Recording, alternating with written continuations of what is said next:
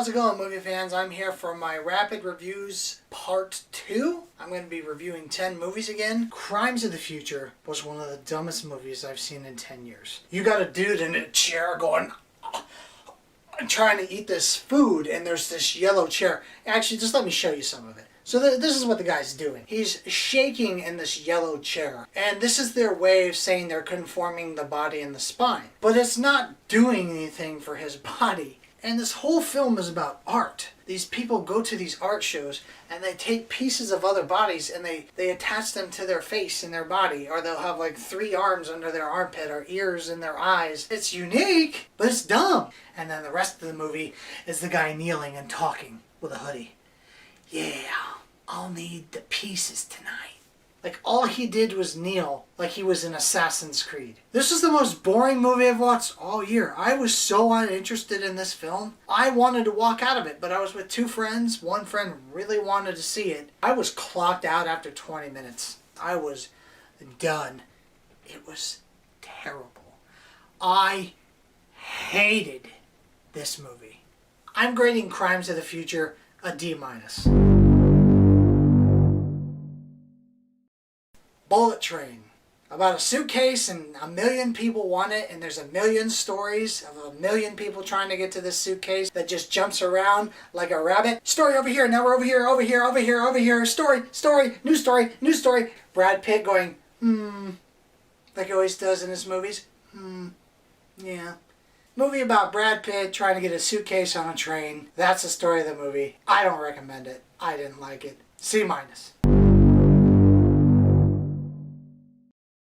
Fall, the new thriller about 2 girls who climb all the way up to a tower and they get stuck up there. And then the movie wants you to feel bad for them. That's the movie. I guess it's entertaining for a first time. Please, for God's sakes, do not go in with any sort of realistic expectations. I did. They basically show a girl take a battery to a drone and go up to the top of the tower to charge it. And she charges a drone battery in 5 minutes. If you've had a drone, those things take 12 hours for a full charge. And the movie really wanted to try something that wasn't even needed or necessary or even wanted by an audience. There's this whole thing with the 2 girls. It's really pointless. And the movie ends exactly the way you think it's going to end. It's not good. I don't recommend it. I'm going to grade Fall a D+.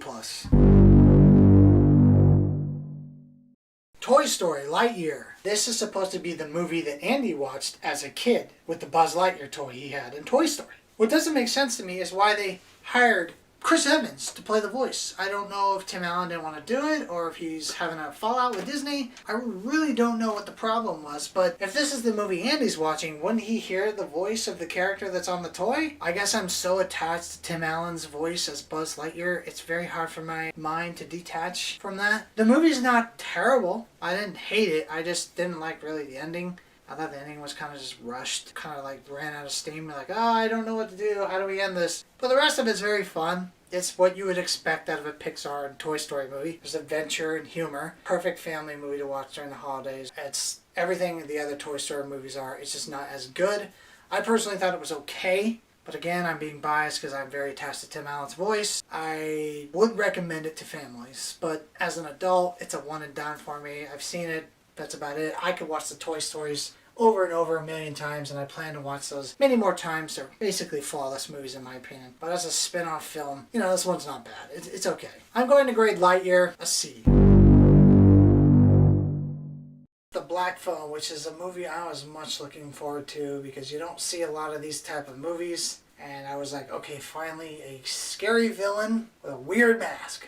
If you're watching this and you were one of the promoters or editors of the Black Phone trailer, you're an asshole. Because you manipulated everyone to come see your dumb movie when it's not even about a child kidnapper with a creepy mask. That's about a stupid kid dealing with trauma. You might as well just cut him out. I'm spoiling it for you now. The Black Phone barely shows Ethan Hawke as the grabber. That's what they call him in the movie, the grabber. The rest of the movie is about his sister having these visions of all these kids, and she keeps talking to the police, and she's like, oh, there's a killer that's gonna do this, and they're like, shut up, little girl, you don't know what you're talking about. And then it happens, and they're like, oh, we should go talk to the little girl. And then she's like leading on this investigation because she had a vision. It's just dumb. And the way the kid takes out the grabber at the end, I'm gonna ruin it, fuck it.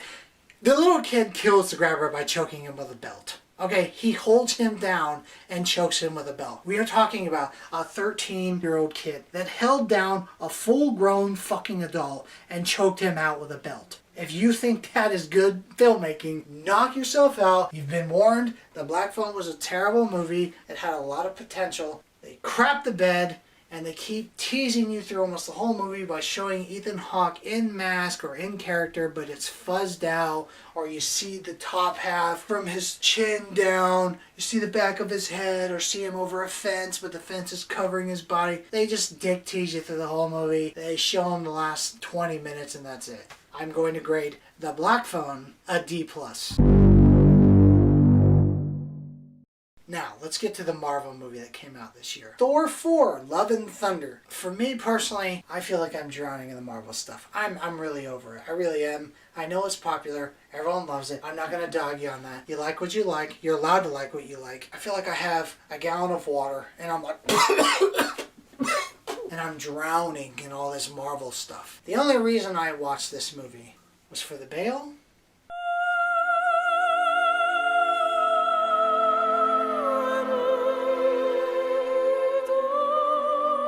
Third favorite actor in the world. And then this movie also has Natalie Portman, who's my favorite actress. It's crazy, right? Christian Bale and Natalie Portman are teaming up. You're thinking, we got a home run. No, you don't. You have a movie with two goats in it that make all these dumb, annoying noises several times. Giant goats! Oh, look at...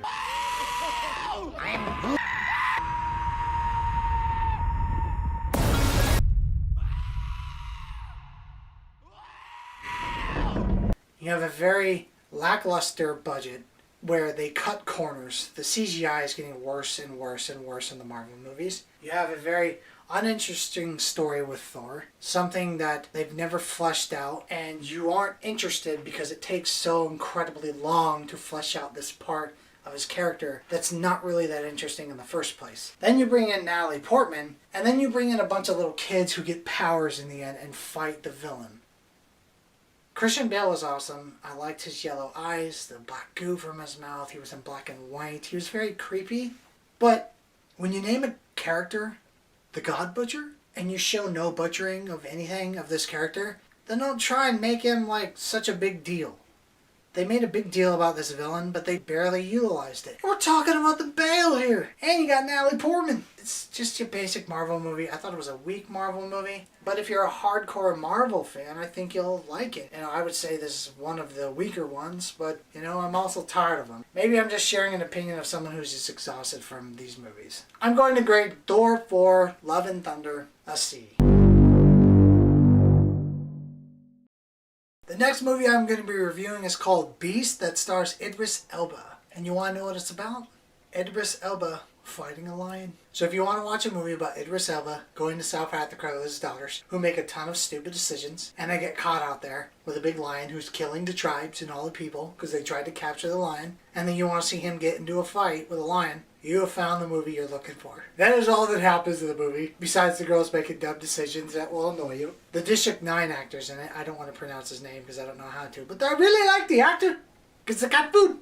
The District 9, I thought he did a great job. Idris Elba looked bored as shit doing this movie. It looked like something he did on a bathroom break while he was filming another movie. He looked very disengaged. The CGI on the lion was okay. It's a movie about a dude fighting a lion. I don't know what else to say about it. I'm going to grade The Beast a C-. Pinocchio, directed by Robert Zemeckis, who made Back to the Future and Castaway and Flight. You had Tom Hanks and Disney money, and you made a terrible film. Pinocchio was horrible. I didn't even finish it. So congratulations to you for having all that at the palm of your hands and executing it in the most shitty way you can by calling it live action when 98% of it was CGI. So maybe just make a CGI Pinocchio movie next time. I'm going to grade Pinocchio a D-. Now, one of the less advertised movies that came out this year was called The Invitation. It's about a girl who wants to meet her extended family members. So she meets with one of her cousins or whatever, and he invites her out to a big wedding. And she meets everyone, and everyone's acting kind of, normal, like always in horror movies. Let's jump forward. We find out that everyone that's there is a vampire, and they want to turn her into a vampire to keep the family blood going. That's really all that happens, and it's sad because this movie had a lot of potential. It had a lot of talent behind it and a lot of money. The film location they had was a very nice house, and the clothes and set design was really good. The movie fails in two spots, which is the pacing and the story. What's weird is the pacing in the movie dips when it gets interesting, and you start to care less and less about what's going on and more about when is it going to end, because you're waiting and waiting and waiting for something to happen and waiting for these characters to reveal what they're really doing, because it's very obvious what's going on. And then finally, when they reveal what's going on to the audience, you just don't care anymore. Now you just want it to be over. I didn't think the movie was necessarily bad. I just think it was not properly put together, and it could have been so much more than it was. It had a great idea, just didn't execute it very well. I wouldn't recommend it to people because it's just going to be a sluggish, slow bore fest to most people. They reveal so much of what's really going on there, you want to finally get to it, and you don't really get that reward until so far in, you've already checked out. I'm going to grade The Invitation a C-. Are you ready for review number 10, my final movie, the one I have the most to say about, and the one I probably hated the most? I know I've said I hated a lot of movies, but I hated this one because I was very much looking forward to it. And I doomed myself. I should have known better. But I put myself in this situation and I deserve this pain. Jurassic Park Domination. If you haven't seen the new Jurassic Park and you don't want anything spoiled, I would shut this off. I want to forewarn you, you're going to waste almost 2.5 hours of your life. I don't know a single person that liked this movie, because we have a movie with Chris Pratt in it, who's a big action star right now. And he looks like he wants to go home. He literally looks like he got out of bed, shot up an energy drink, and was like, okay, this is going to be a long day. You also will get to see Chris Pratt drive a motorcycle through a city he's never been in. He knows the back alleys, where there's a dead end. He knows it all. On top of stupid people, where one guy's on a little electrical moped driving through a public area with 3 dinosaurs running around, and he goes, huh? Like you didn't hear or see these things from like 500 feet away? Then the best thing of all, the cherry on top. You get to see Chris Pratt control dinosaurs by doing this. And then, later on, you get to see his daughter, who is not trained, and I don't know how you train for it anyways, who's been isolated her whole life. You get to see her do this.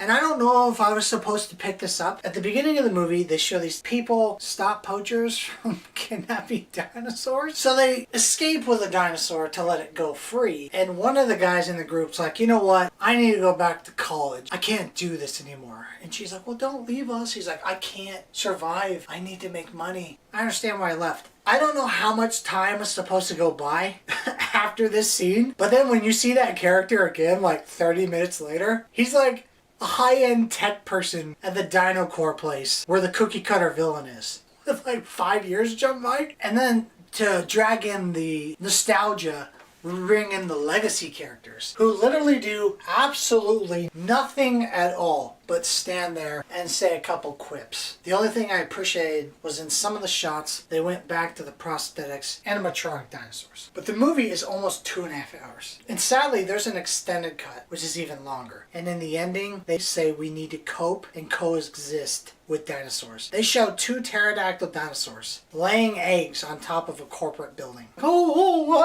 They're having another baby! Everyone's just completely nonchalant now, living with dinosaurs. And then there's a part where this girl has this plane and a pterodactyl bites the engine out and it crashes. And then the government gives her a new plane in the ending. But then you see these same things on a rooftop in the middle of the city. Like, are they all of a sudden not going to attack people now? The Jurassic Park movies need to be done. That's my 2 cents on it. I don't think they need to make any more of them. They don't know what to do with the formula. There's so much more I don't even want to talk about anymore. You'll know within 20 minutes it's a terrible film. If someone bought me a 4K copy of this, unopened, I'd literally throw it in the trash where it belongs. I'm going to grade Jurassic Park Domination an F. Well guys, that was my Rapid Mix Part 2. I appreciate you watching. I hope you enjoyed me doing something new. I think I'm going to do this again because it was fun and a different change of pace on my channel. You've probably seen a lot of these movies already, but if you haven't, I hope I've saved you some trouble. And I do have more reviews coming up, so hit that subscribe button and I'll catch you movie fans on my next review.